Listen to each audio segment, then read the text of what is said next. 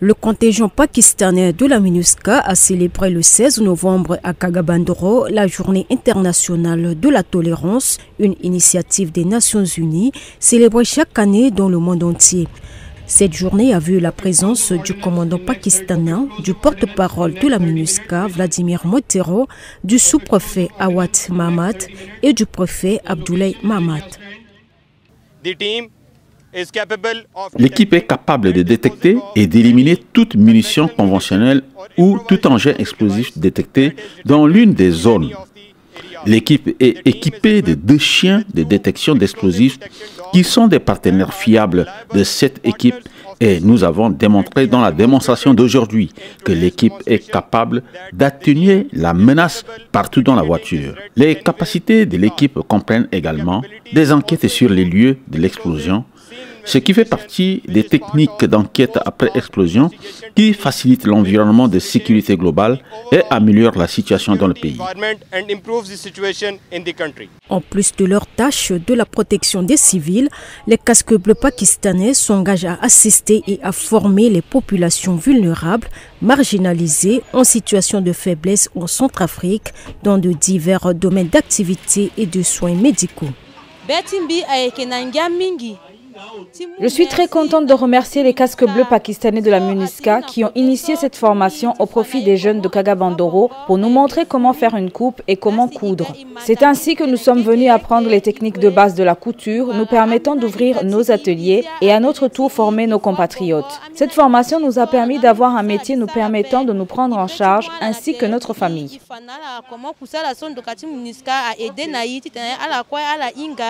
Gotron Gazamundu témoigne sa gratitude envers les casques bleus pakistanais qui ont ouvert leurs portes à la jeunesse et lance un appel à tous les jeunes de la ville de Kagabandoro de profiter de cette opportunité.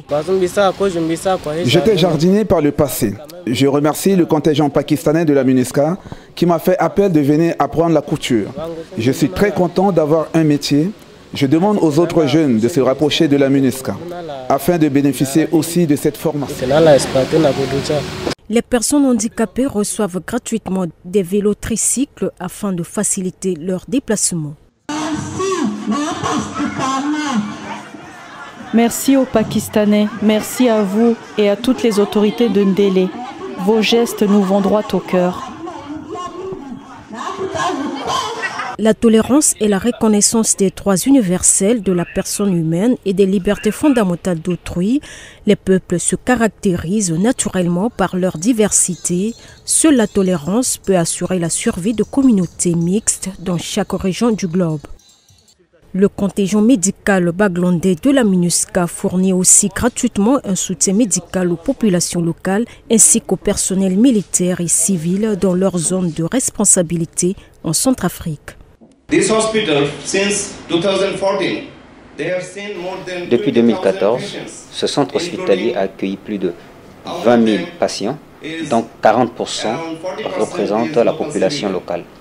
Cet hôpital a effectué plus de 18 000 examens et plus de 10 000 radiographies, dont 50% pour la population locale.